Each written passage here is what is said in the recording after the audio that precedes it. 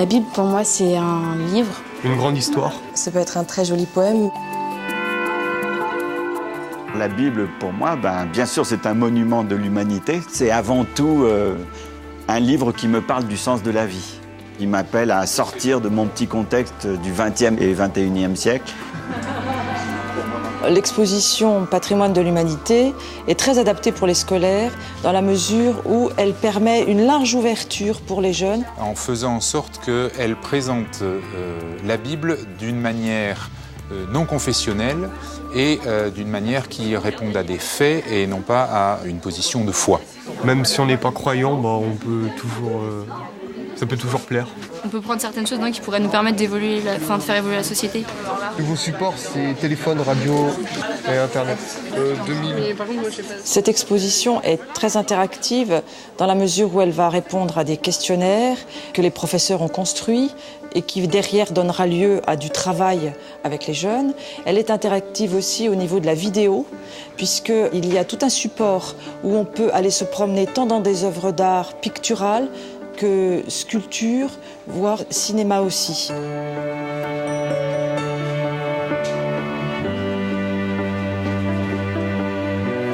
On sait que la Bible aussi est un document qui a servi à fonder la culture, les peuples en Europe notamment. C'est un patrimoine qui est toujours vivant, dont nous utilisons les expressions, les images, et il est toujours bon de connaître ce dont nous vivons.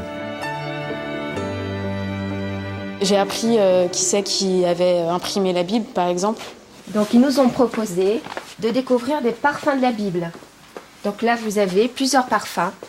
Donc, ces parfums-là sont nommés, sont écrits dans la Bible. C'est encore un autre moyen interactif pour les jeunes de découvrir que la Bible a de la saveur.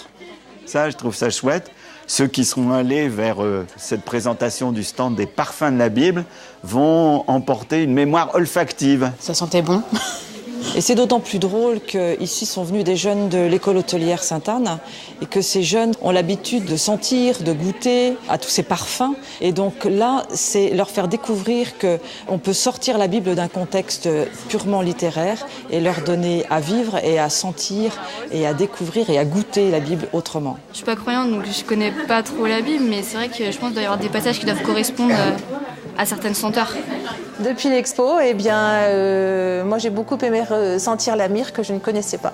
L'hysope, le petit buisson parfumé et puis la figue. Il y a 3 modules qui parlent de l'histoire, qui parlent de la naissance de la Bible, qui parlent de sa transmission, qui parlent de sa traduction, et puis il y en a 3 qui parlent de l'aujourd'hui. Et ça a répondu à des questions que je pouvais me poser et que je cherchais pas à trouver les réponses.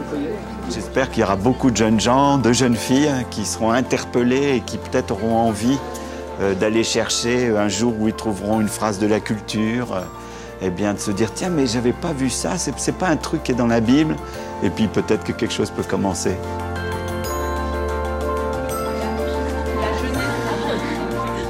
Alors si j'avais 3 mots pour cette exposition, ce serait accessible. Très explicite. Ludique.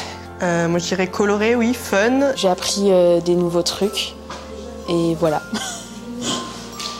Très bien, bonne visite.